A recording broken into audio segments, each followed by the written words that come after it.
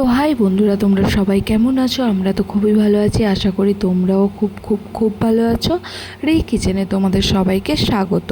তো থাম্বনেল থেকে বুঝতে পেরে গেছো কি রান্না করছি। দেখো, প্রথমেই একটা বাটিতে সর্ষে নিয়ে নিয়েছি, ওই ধরো 2 চামচের মতন গোটা কালো সর্ষে, আর দেখো 1 চামচের মতন পোস্ত নিয়ে নিয়েছি। তোমরা চাইলে পোস্তটা একটু বেশি নিতে পারো, আমি এখন 1 চামচ নিয়েছিলাম, কিন্তু বাটার সময় আমি আর কী উপকরণ নিলাম, ঠিক কতটা সময় নিয়ে রান্না করলাম, সবই তোমাদের সাথে শেয়ার করছি। তো দেখো, সর্ষে আর পোস্ত দিয়ে দিলাম, এবার বাটিতে একটু জল দিয়ে বেশ কিছুক্ষণ ভিজিয়ে রাখবো, ওই ধরো 5 থেকে 10 মিনিট। তোমরা চাইলে ডাইরেক্ট সাথে সাথে বেটে নিতে পারো, তো আমার হাতে একটু টাইম ছিল, তো আমি ওই জন্য আগে ভিজিয়ে নিলাম।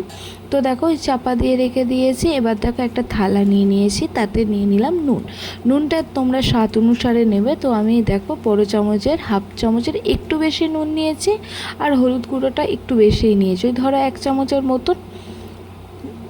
দেখো,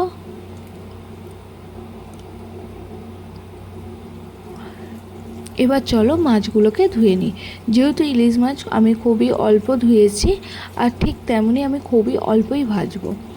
দেখো, আর ইলিশ মাছ খুবই নরম, তাই আমি একদম হালকা আলতো হাতে আমি মাছগুলোকে এক এক করে ধুয়ে নিচ্ছি।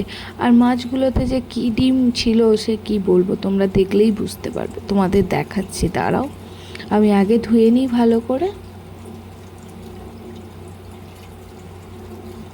তো অনেকে দেখি গোটা ইলিশ মাছ না ধুয়ে রান্না করে, মানে কেটে নেয়, আগে ধুয়ে নেয়, আঁশটা ছাড়িয়ে নেয়, তারপরে রান্না করে, কিন্তু আমি ওরকম করি না, বাজার থেকে কেটে দিয়েছিল।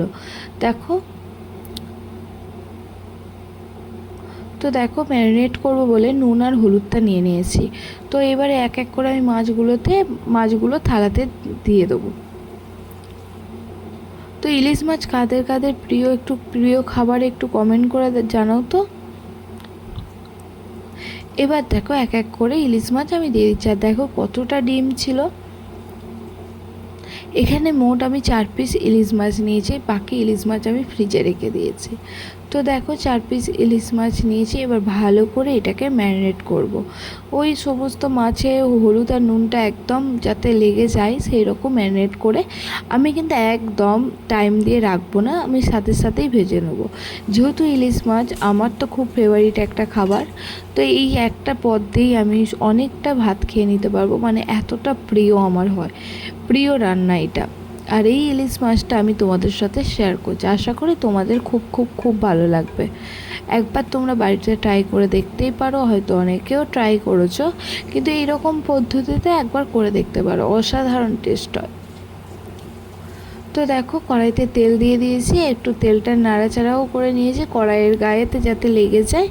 এবার বলো তো তোমরা আমার ভিডিওগুলো কোথা থেকে দেখছো, একটু কমেন্ট করে জানাবে তো। এবার দেখো, এক এক করে মাছগুলোকে আমি তেলে দিয়ে দেবো। তো তেলটা একদম গরম হয়ে গেছে, তো এই সময় গ্যাসটাকে একদম লো ফ্লেমে রেখে দিয়েছি, আর এই মাছটা একদম লো ফ্লেমেতেই ভাজা ভাজা হবে। আর এই মাছটা আমি একদম যে লালচে করে ভাজবো একদমই নয়, এটা একদম হালকা ভাজবো, ওই ধরো প্রত্যেকটা মাছে আমি দেওয়ার সাথে সাথে 2 মিনিটের মধ্যে আমি তুলে নেবো।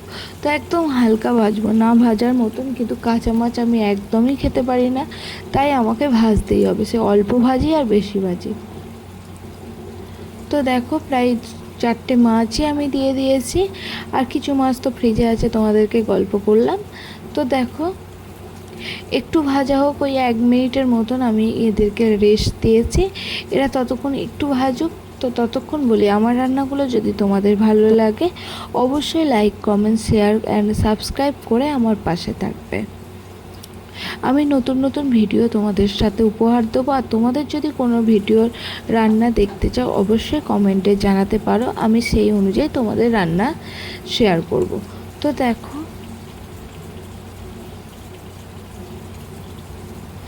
দেখো, এক এক করে মাছগুলোকে আমি উল্টে নেবো।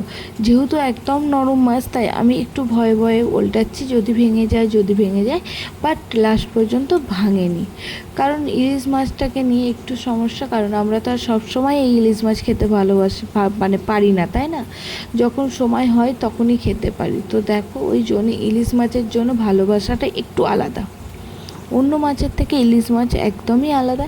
তো ছোটোবেলায় জানো তো বন্ধুরা, ছোটোবেলায় তো তার মধ্যে বলি মাছগুলোকে একবার করে উল্টে দিয়েছি, এবার একটু নিচেরটা হোক তারপরে আমি তুলে নেবো মাছগুলোকে। তো ছোটোবেলা থেকে আমি একদমই ইলিশ মাছ খেতে ভালোবাসতাম না, কারণ বড্ড গলায় কাঁটাগুলো লাগতো।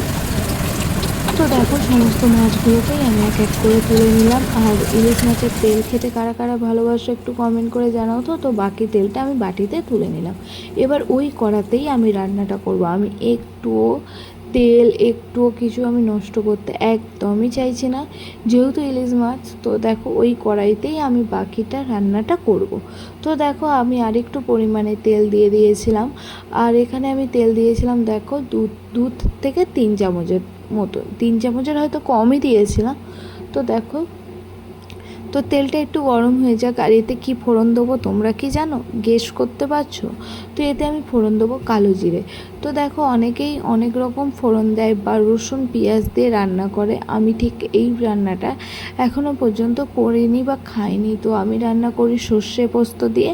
তো সর্ষে পোস্ত দিয়েই আমি তোমাদের সাথে শেয়ার করছি। তো দেখো কড়াইতে তেলটা গরম হয়ে যাওয়ার পরই দেখো 1 চামচ, চা চামচের 1 চামচের মতন কালো জিরে দিয়েছি।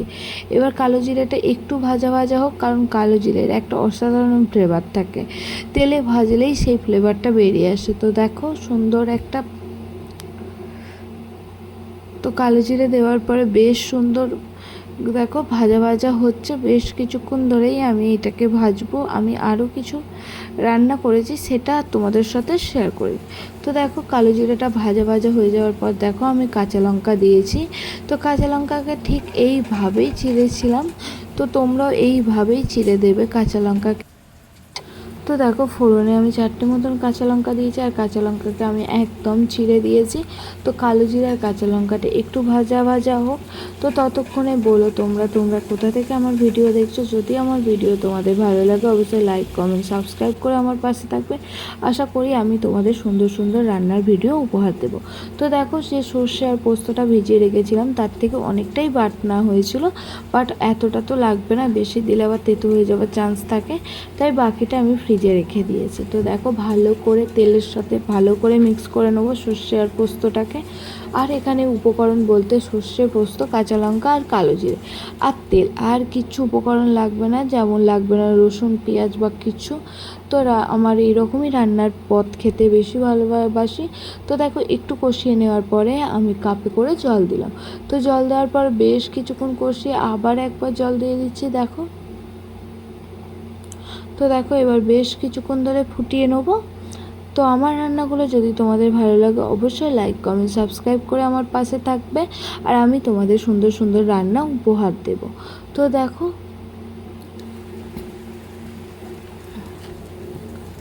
তো দেখো বেশ, এবার আমি এতে কিছু গুঁড়ো মশলা অ্যাড করছি। তো একটু ফুটে যাওয়ার পরেই দেখো আমি অ্যাড করলাম হলুদ গুঁড়ো এখানে 4 চামচের 1 চামচ বা 2 চামচের মতন দিয়েছি। আর লঙ্কা গুঁড়ো দিয়েছিলাম 4 চামচের 1 চামচের একটু বেশি। তো দেখো তোমরা এখানে চাইলে কাশ্মীরি রেড চিলি পাউডারও অ্যাড করতে পারো। তো আমরা ডাইরেক্ট শুকনো লঙ্কা গুঁড়োই দিয়েছি। তো দেখো এবার ভালো করে মিক্স করে নেবো, বেশ কিছুক্ষণ একদম কষিয়ে নেবো, যে হলুদ আর কাঁচা লঙ্কা গুঁড়োর যে গন্ধটা থাকে সেটা যাতে চলে যায়।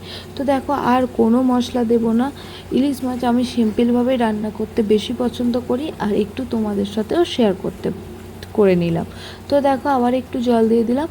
তো জল দিয়ে একটু কষিয়ে নেওয়ার পরে আমি দেখো কি সুন্দর একটা কালার এসেছে না, বেশ কিছুক্ষণ ধরে কষাবো।